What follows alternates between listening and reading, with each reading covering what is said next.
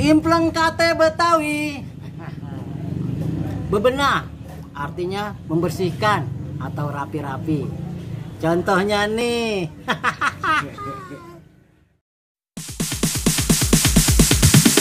Sorry ass DJ. Si Munir aja kemana ini? Gue masih nungguin warung.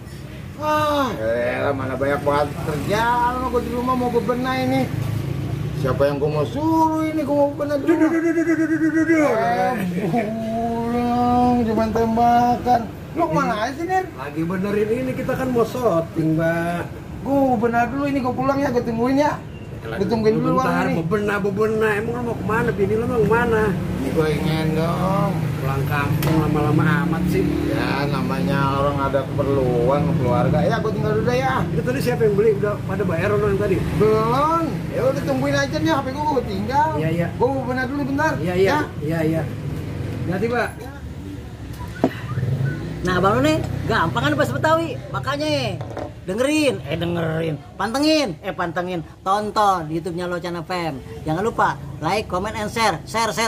Satu lagi, jangan lupa pencet tombol loncengnya. Tung. Teng tong. Haha. Ya, jangan sampai kagak. Buruan.